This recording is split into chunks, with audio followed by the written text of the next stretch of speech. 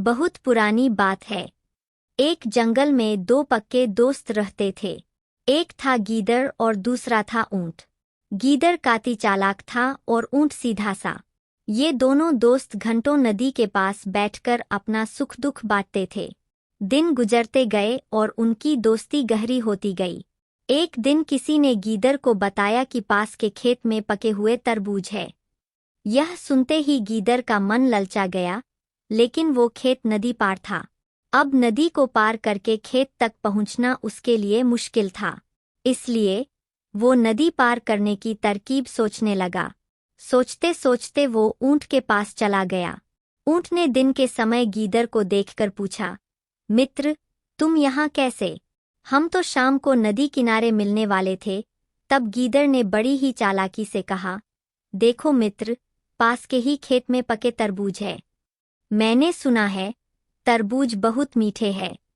तुम उन्हें खाकर खुश हो जाओगे, इसलिए तुम्हें बताने चला आया। ऊंट को तरबूज काफी पसंद था। वो बोला, वाह, मैं अभी उस गांव में जाता हूँ। मैंने बहुत समय से तरबूज नहीं खाए हैं। ऊंट जल्दी जल्दी नदी पार करके खेत जाने की तैयारी करने लगा। तभी गीदड़ ने कहा, दोस्त, तरबूज मुझे भी अच्छे लगते हैं, लेकिन मुझे तैरना नहीं आता है। तुम तरबूज खा लोगे तो मुझे लगेगा कि मैंने भी खा लिए। तभी ऊंट बोला, तुम चिंता मत करो, मैं तुम्हें अपनी पीठ पर बैठाकर नदी पार करवाऊंगा। फिर साथ में मिलकर तरबूज खाएंगे। ऊंट ने जैसा कहा था वैसा ही किया। खेत में पहुंचकर गीदड़ ने मन भरकर तरबूज खाए और खुश हो गया। खुशी के मारे वो जोर जोर से आवाजें निकालने लगा। तभी ऊंट ने कहा, तुम शोर मत मचाओ, लेकिन वो माना नहीं। गीदड़ की आवाज सुनकर किसान डंडे लेकर खेत के पास आ गए। गीदड़ चालाक था, इसलिए जल्दी से पेड़ों के पीछे छुप गया। ऊंट का शरीर बड़ा था, इसलिए वो छुप नहीं पाया। किसानों ने गुस्से के मारे उसे बहुत मारा। किसी तरह अपनी जान बचाते हुए ऊंट खेत के बाहर निकला। तभी पेड़ के पीछे छुपा गीदड़ बाहर आ गया। गीदड़ को देखकर ऊंट ने गुस्से में पूछा, तुम क्यों इस तरह चिल्ला रहे थे? गीदड़ ने कहा कि मुझे खाने के बाद चिल्लाने की आदत है, तभी मेरा खाना पचता है। इस जवाब को सुनकर ऊंट को और गुस्सा आ गया। फिर भी वो चुपचाप नदी की ओर बढ़ने लगा। नदी के पास पहुंचकर उसने अपनी पीठ पर गीदड़ को बैठा लिया।